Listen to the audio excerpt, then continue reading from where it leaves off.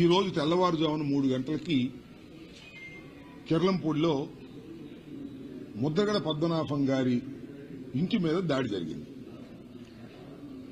ఒక గుర్తు తెలియని వ్యక్తి, అప్పటికి గుర్తు తెలియని వ్యక్తి ఒక ట్రాక్టర్ తీసుకొచ్చి ముద్రగడ పద్మనాభం గారి ఇంటి గేటుని గుద్ది ప్రాంగణంలోకి ప్రవేశించి పోర్టికోలో ఉన్న కారుని ఈ ట్రాక్టర్తో గుద్దించి డ్యామేజ్ చేశారు.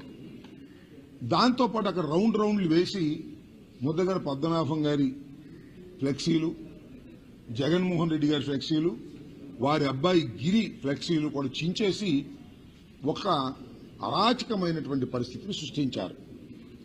అతను ఎవరు ఏమిటి అని వెళ్లి అడిగితే నేను పిఠాపురం ఎమ్మెల్యే గారి తాలూకా అని మాట్లాడుతూ ఉన్నాడు.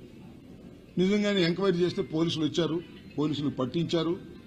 అక్కడ ఆ ఆవేశంలో 4 దెబ్బలు కూడా వేశారు అతన్ని, పోలీసులు పట్టించి చేశారు. నేను ఈ సందర్భంగా చెప్పదలుచుకుంది ఏంటంటే, పిఠాపురం ఎమ్మెల్యే గారికి మీ ద్వారా విజ్ఞప్తి చేస్తున్నా. అయ్యా, ఆయన జనసేన కార్యకర్త అని తేల్చారు. ఆయన కూడా నేను పిఠాపురం ఎమ్మెల్యే గారి తాలూకా అని చెబుతున్నారు. ఇలాంటి దౌర్జన్యాలను మీరు ప్రోత్సహించడం సమంజసం కాదు. కాబట్టి తక్షణమే పిఠాపురం ఎమ్మెల్యే గారు, డిప్యూటీ సీఎం గారు, జనసేన అధ్యక్షులు తక్షణమే దీని మీద స్పందించాలా. మీకు ముద్రగడ పద్మనాభం గారంటే గిట్టకపోవచ్చు, ముద్రగడ పద్మనాభం గారు వైసీపీకి ప్రచారం చేయొచ్చు, మీకు వ్యతిరేకం చేయొచ్చు.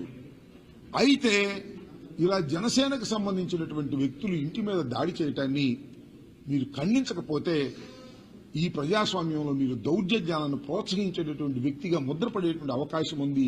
తక్షణమే డిప్యూటీ సీఎం గారు, జనసేన అధ్యక్షులు దీని మీద నోరు విప్పి చెప్పవలసినటువంటి అవసరం ఉందని ఈ సందర్భంగా నేను చెప్పదలుచుకున్నాను.